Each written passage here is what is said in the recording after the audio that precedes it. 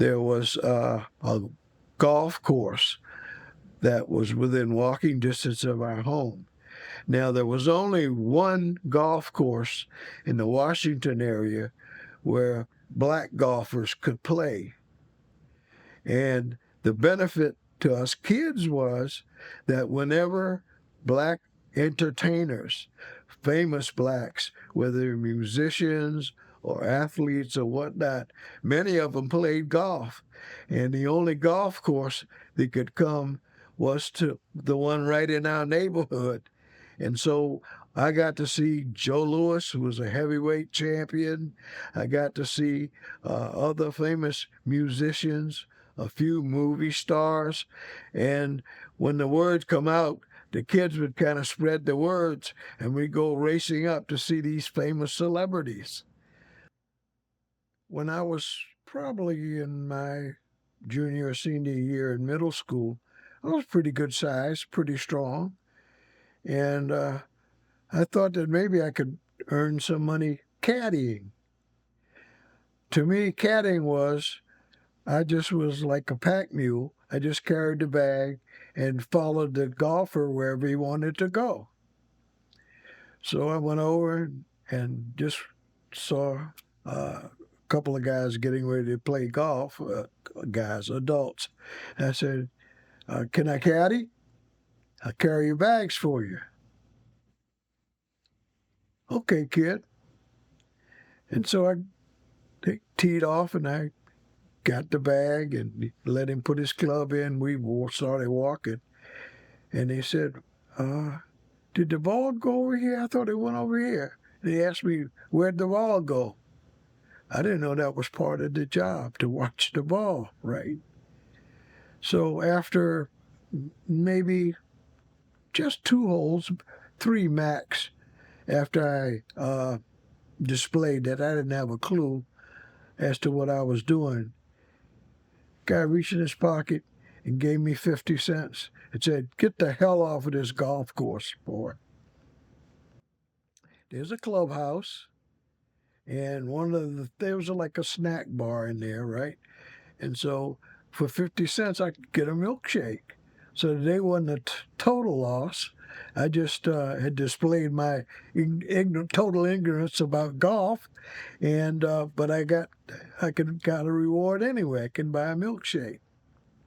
I'm in there slurping slowly my milkshake because always good discussions. The golfers are always complaining about the condition of the course, and there's always, well, you can't play anyway, so it doesn't matter a lot. So one guy came in and banged his clubs down and said, when are you going to do some maintenance on this golf course, right? It's in terrible condition. And the guy says, the only thing is terrible around this golf course is you. You just can't play, right? And they got going back and forth.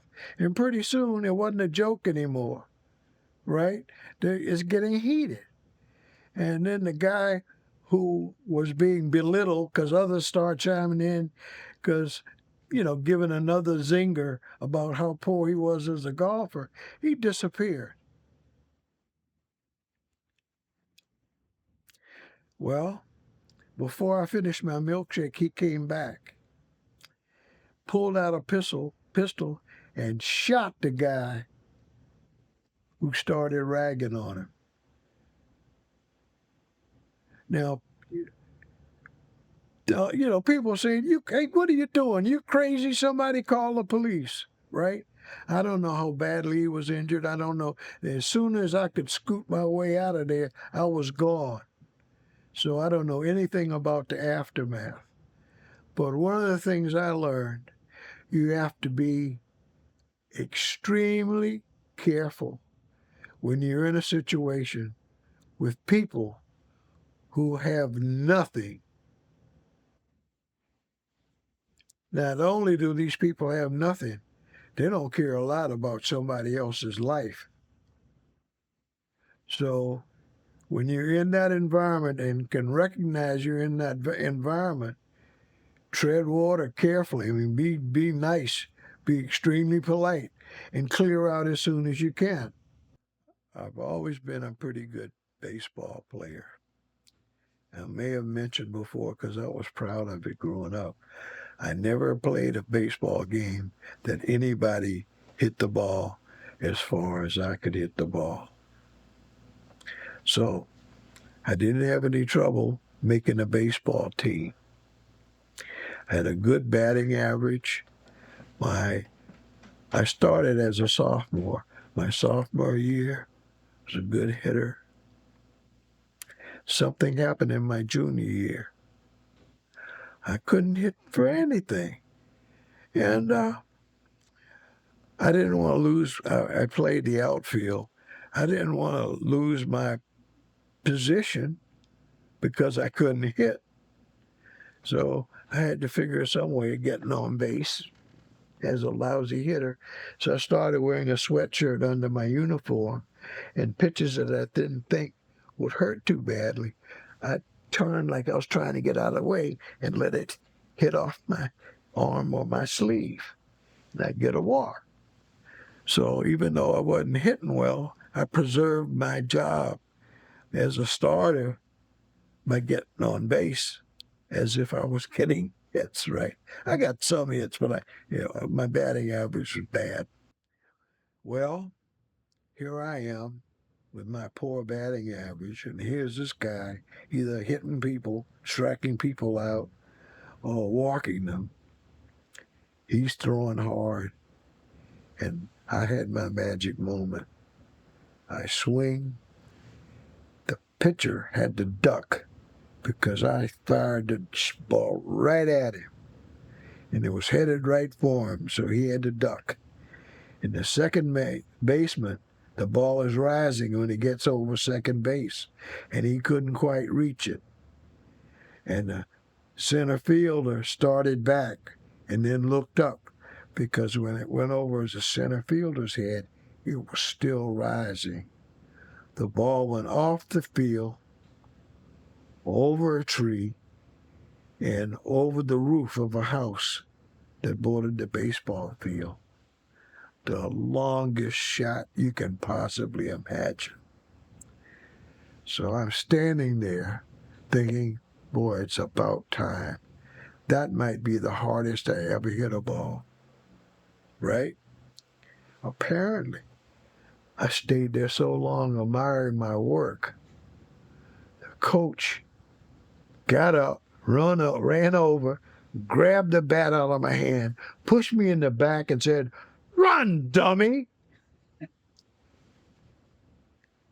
Okay, and so now I'm running, and I'm around first base, and the ball's gone. I mean, didn't even bother to turn to go look for it. I knocked the hell out of the ball. And I'm rounding second base now, and I'm speeding toward third.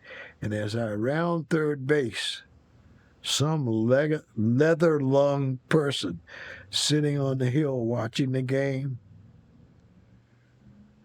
You can tell that guy never got a hit before. He didn't even know what to do. And everybody cracked up. My teammates are falling off the bench. My coach is laughing at me. All the opposing players are laughing at me. All the fans are laughing at me. And I could feel the red starting at my shoulders going up. I was so embarrassed because it was so true. I hadn't gotten a good hit in so long. I was mortified. I tagged home plate. I ran over to the bench. I picked up my glove and turned around and ran right off the field and up the hill and out of sight to the gym to change my clothes.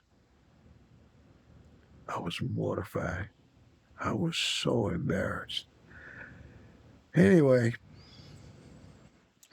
I quit baseball. Said I'm not going to ever play baseball again in my life.